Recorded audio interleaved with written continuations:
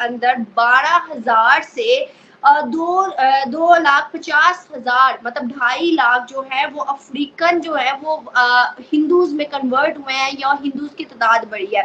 और कश्मीर के छोटे छोटे बच्चे भी ये कहते हैं कि मुझे फक्र महसूस होता है खुद को भारत का बेटा बोलने पर। अमेरिका के अंदर जो हिंदूज की तादाद है वो बढ़ती जा रही है, हिंदुइज्म बहुत तेजी से प्रमोट हो रहा है। हिंदुइज्म जो है वो वर्ल्ड का सबसे ओल्डेस्ट रिलीजन है। अगर हैं तो हिंदू भी हैं और हिंदुओं को भी पूरा हक है कि उनको उनकी इबादत की जगह मिले। पटाखा फोड़ा और उन्होंने ये चीज को एक्सेप्ट कर लिया कि नहीं भैया, हिंदू धर्म ही बहुत पुराना धर्म है और इस्लामिक धर्म जो है वो तो 500-550 साल पहले ही आया है। इंडिया बहुत अच्छा, बहुत अच्छा, बहुत बहुत बहुत बहुत अच्छा। मैं Hindu, I was born into it. Being a Hindu means love. मैं ना इंडिया से मोहब्बत करता हूँ, मुझे इंडिया घूमने का बड़ा शौक है, मैं इंडियन से बड़ा मोहब्बत करता हूँ। अभी आप मुझे बताइए कि इस पूरी दुनिया में 650 इस्कॉन टेम्पल है, मोर देन 650 इस्कॉन टेम्पल है।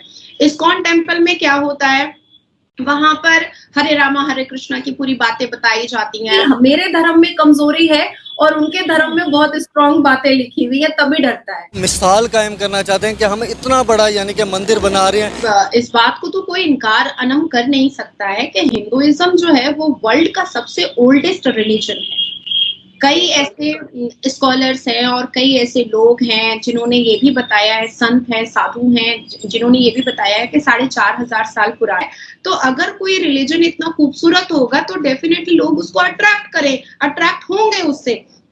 अभी मैं आपको बताती हूँ कि अफ्रीका की जो पॉपुलेशन है 1.2 बिलियन है, जिसमें एस्टिमेट 2.5 मिलियन हिंदूज हुए हैं। अब मैं आपको एक चीज बताती हूँ कि अब इंडिया से उठ करके कोई साधु और संत और महात्मा तो वहां जाकर के लोगों को कन्वर्ट नहीं कर रहे हैं, लोगों को कन्वर्शन में नहीं ला रहे हैं। ये वो खुद देख करके, समझ करके, पढ़ करके वो अट्रैक्ट होते हैं। अभी देखिए इस्कॉन टेम्पल में जितने भी वहां के लोग होते हैं वो एक गेरुआ कपड़ा पहनते हैं, बहुत सिंपल साधारण उनकी जिंदगी होती है। लेकिन ऑन द अदर हैंड जो लोग आपको हरे कृष्णा हरे रामा के भक्त दिखते हैं वो कोई सॉफ्टवेयर इंजीनियर होता है, कोई बैरिस्टर होता है, कोई डॉक्टर होता है, कोई वकील होता है, कोई बहुत बड़ी कंपनीज का बिजनेसमैन होता है, कोई प्राइवेट लिमिटेड कंपनी का होता है, कोई लड़कियां औरतें जो होती हैं वो प्रोफेसर होती हैं, कोई जो होती हैं वो टीचर होती हैं। लेकिन वो अपने धर्म को अच्छे से समझने के लिए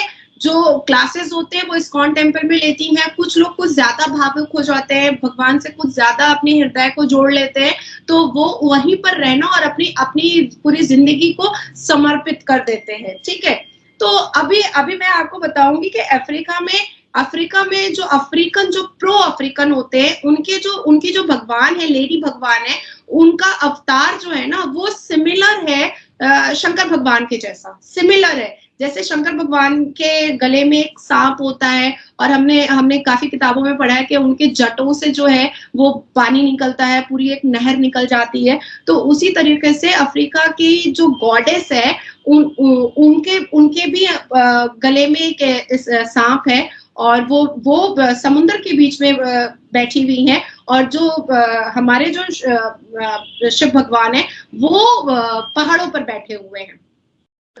तो बहुत सारी चीजें उनके सिमिलर दिखाई देती है। मैंने तो यहाँ तक भी देखा है कि बहुत सारी मतलब पॉपअप में बहुत सारी चीजें आती हैं, बहुत सारी बायोग्राफी आती है, बहुत सारी चीजें जो है वो यूट्यूब में आता है, बहुत सारे न्यूज आते हैं, ज्योग्राफिकल जो न्यूज आते हैं हमारे इंडिया में आते हैं, पता नहीं पाकिस्तान में आते हैं कि नहीं आते, वो मुझे आइडिया नहीं है। तो उनकी जो शादियों के जो रिचुअल्स है ना वो भी बिल्कुल हिंदू धर्म की तरह ही है। और सबसे ज्यादा अगर अफ्रीकन को हिंदू धर्म अट्रैक्ट किया है तो वो 7 फेरा और 7 वचन सबसे ज्यादा अट्रैक्ट किया है। क्योंकि मात्र हमारे जितने भी इस दुनिया में जितने भी रिलीजन है उसमें जितनी ज्यादा इंपॉर्टेंस और महत्वपूर्ण वैल्यू शादी को जिसमें नहीं दी गई है सबसे ज्यादा हिंदू धर्म में दी गई है। अभी मैं क्रिश्चियन की अगर बात करूं तो उनके यहाँ मैरिज नल एंड वॉइड एक चुटकी में हो जाता है। अभी चर्च में जाकर के शादी कर लिया और उसके बाद भी सुबह उठा तो नल एंड वॉइड भी कर लिया कि नल्टी ऑफ मैरिज है भैया, हमसे भूल से शादी हो गई है। उसके बाद फिर अगर आप मुस्लिम्स में आते हैं तो मुस्लिम्स में क्या होता है, तलाक तलाक तलाक। या लड़की अगर एडजस्ट नहीं कर पा रही है तो मतलब रेयरेस्ट ऑफ रेयर लड़की भी खुला ले सकती है। क्लियर।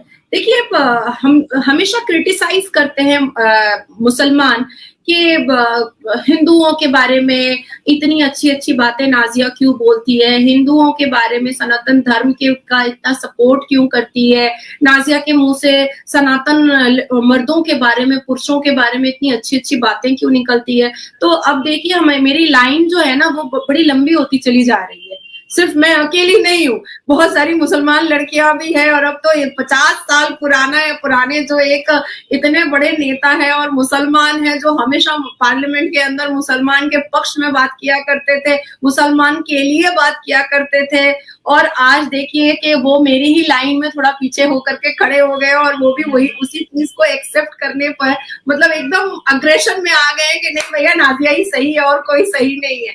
तो देखिए होता क्या है ना कि जब तक हम चीजें बहुत दूर से देखते हैं ना तो हमें वो चीजें बहुत अच्छे से समझ में नहीं आती है। अगर हम अपनी नंगी आंखों से भी बहुत दूर की बिल्डिंग देखें तो वो ओझल दिखाई देता है, पर जब हम जाके देखते हैं तब समझ में आता है कि इसका इंफ्रास्ट्रक्चर क्या है।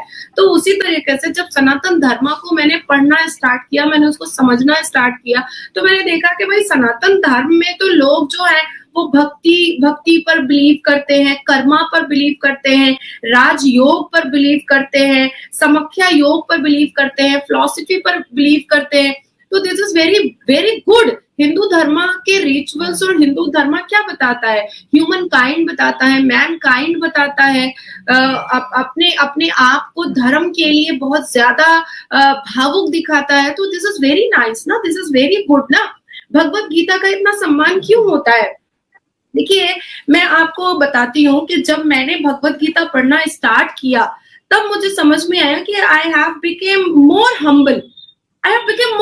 मतलब मेरे अंदर जो एक अग्रेशन था, एक एंगर था, एक एनवी टाइप की जो चीजें इंसान के अंदर इंसान डेवलप कर लेता है, एक ग्रीडी, एक घमंड टाइप की चीजें जो इंसान डेवलप करता है, वो मुझे भगवत गीता के पढ़ने से धीरे धीरे वो खत्म होता चला गया। और आज सिर्फ हिंदुस्तान नहीं बल्कि कई देश मुझसे जब इंटरेक्ट करते हैं या आप लोगों से मैं बातें करती हूँ, एवरीवन मुझे यही बोलते हैं कि Nazia is very down to earth. But ये इफेक्ट भगवत गीता पढ़ने के बाद मेरे ऊपर आया है। इसी नाजिया को अगर आप 2010 में देखते, 2011 में देखते